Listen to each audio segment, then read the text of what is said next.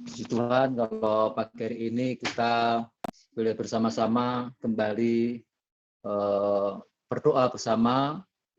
Kita percaya bahwa Tuhan tidak pernah tinggal diam dalam kehidupan kita. Mari kita lihat firman Tuhan. Mungkin firman ini sudah sering kita baca dan kita sudah hafal semua firman ini, ya, dan semua sudah paham mungkin. Tapi satu hal yang mungkin kita sedikit akan melihat sisi lain daripada firman ini.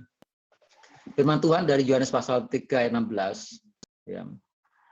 Firman Tuhan, karena begitu besar kasih Allah akan dunia ini, sehingga ia telah mengaruniakan anak yang tunggal, supaya setiap orang yang percaya kepadanya tidak binasa, melainkan beroleh hidup yang kekal. Bapak Ibu Saudaraku sekalian, Tuhan sudah mendasarkan akan kasih-Nya kepada kita, itu dengan memberikan anaknya yang tunggal.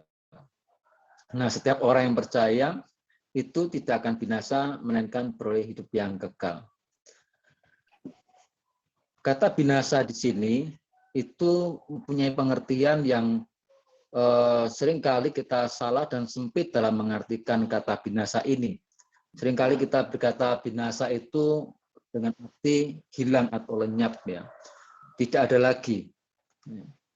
Sudah tidak bisa dilihat lagi dan ya hilang lenyap begitu saja.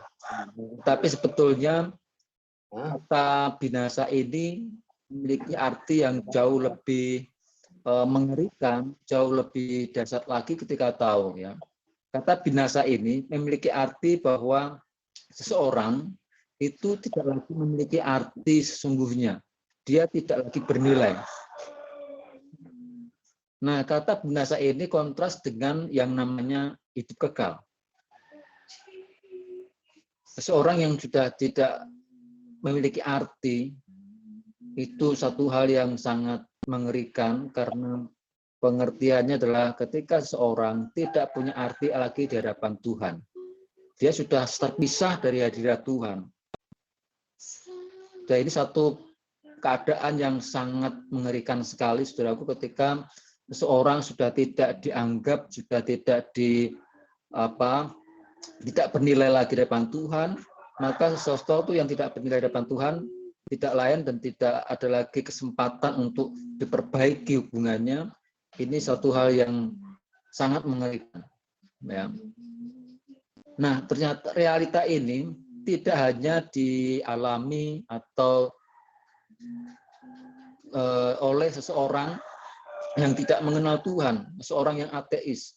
Nah, lebih banyak lagi orang-orang, bahkan orang-orang yang beragama, orang-orang Kristen sekalipun, melupakan akan kondisi ini. Mereka tidak lagi gentar, mereka tidak lagi merasa bahwa hal yang utama dalam hidupnya adalah ketika mereka ini ada di hadirat Tuhan.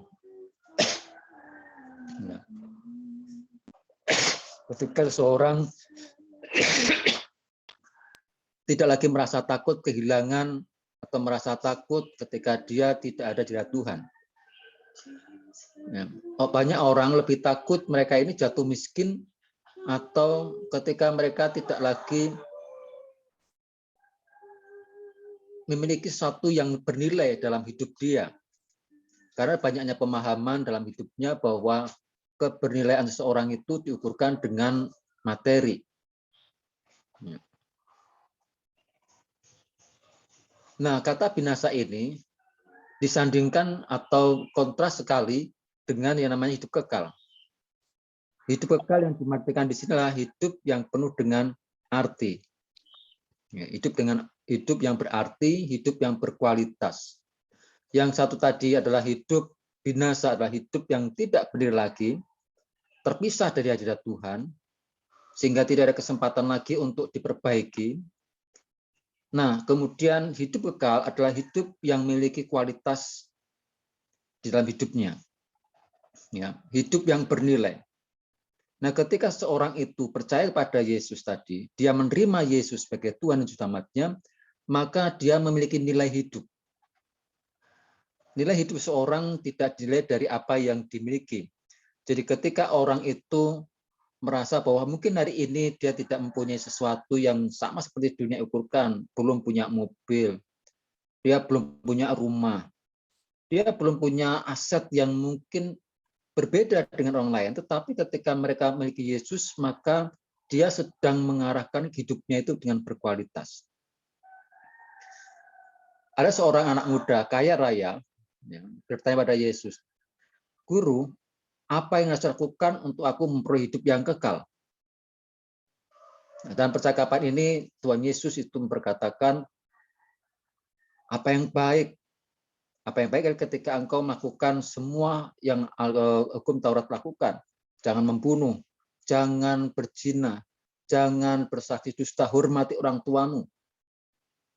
Nah, dengan cepat anak muda ini berkata, itu semua sudah aku lakukan. Itu semua sudah aku lakukan semasa mudaku, apalagi yang masih kurang. Menarik sekali Bapak Ibu ketika anak muda ini mengatakan, itu sudah aku lakukan hal-hal yang baik, semua yang dunia ukurkan, karena bangsa Yahudi ukuran seseorang saleh itu adalah ketika dia sudah melakukan seluruh hukum Taurat. Dan anak muda ini berkata, aku sudah lakukan itu semua. Nah, dia merasa bahwa ada yang kurang dalam hidupnya, kualitas hidupku ini apa yang masih kurang. Nah, pertanyaan sekarang adalah kepada kita hari ini, saudaraku, apa kita sudah memiliki kualitas yang pertama ini seperti anak muda ini sudah melakukan semua yang baik, semua yang kesalehan-kesalehan yang dunia juga pandang itu baik. Kita tidak juga membunuh, kita juga tidak mencuri, kita tidak juga dengan serta-merta semaunya kita menyakiti orang lain, berbuat salah, kita nggak lakukan itu semua. Ya. Nah, kemudian Tuhan Yesus itu bicara, kalau engkau mau sempurna, artinya anak muda ini menyadari bahwa aku sudah lakukan yang terbaik. Tetapi Tuhan berikan kualitas hidupnya ketika dia menjadi orang yang sempurna. Yang pertama adalah jual itu semua, kemudian datang padaku dan ikutlah aku. Nah, ketika kita sudah menyadari bahwa aku ini memiliki kualitas hidup sebagai orang percaya seperti apa, Saudara. Ketika orang sudah tidak lagi memikirkan hal yang duniawi, ya, seseorang sudah tidak lagi memiliki kecintaan dengan dunia ini, orientasi hidupnya bukan mencari hal yang materi. Dia merasa bahwa kalau aku belum punya mobil, belum punya rumah, kalau aku belum punya anak sendiri, kayaknya aku masih kurang. Kayaknya aku belum bisa memiliki kualitas hidup yang seperti dunia ukurkan. Tetapi menurut percakapan yang tadi antara Tuhan Yesus dengan seorang anak muda yang kaya ini, dia lebih kepada keberhargaannya, bukan lagi diukuran dengan nilai keuangan. Anak muda ini tidak bicara uangku banyak, aku banyak hartanya, tetapi dia lebih merindukan apalagi yang kurang dalam kualitas hidupku ini. Ya, jangan sampai kita orang percaya yang mengaku bahwa kita ini punya Tuhan yang hebat, punya Tuhan yang berkuasa, tetapi pola pikir kita masih berkutat kepada hal yang materi, berkutat kepada sesuatu yang seperti dunia ukurkan. Nah, marilah saudaraku, agar ini kita menyadari bahwa hidup kekal kita itu dimulai sekarang. Hal menghormati orang tua itu di bumi ini. Hal jangan membunuh, jangan mencuri itu selama kita di bumi ini. Ini juga ini mempersiapkan kita semua bahwa tidak hanya sekedar kehidupan setelah kita kematian adalah hidup kekal, tapi kita dimulai sekarang. Mencari kerajaan Allah kebenarannya, maka semua akan ditambahkan kepada kita. Sepanjang hidup kita, marilah kita memiliki hidup kekal dengan kualitas hidup yang berbeda dengan orang dunia, bahkan mungkin kita berbeda dengan orang-orang Kristen pada umumnya. Ya, menjual semua harta kita, artinya kita tidak lagi mencintai hal yang duniawi, kita tidak mengejar-ngejar itu menjadi satu yang utama, tetapi kita mencari kehendak Tuhan, kita membangun hubungan keintiman dengan Tuhan, karena itulah hal yang terpenting. Jangan kita binasa, kita terpisah dari batu Tuhan.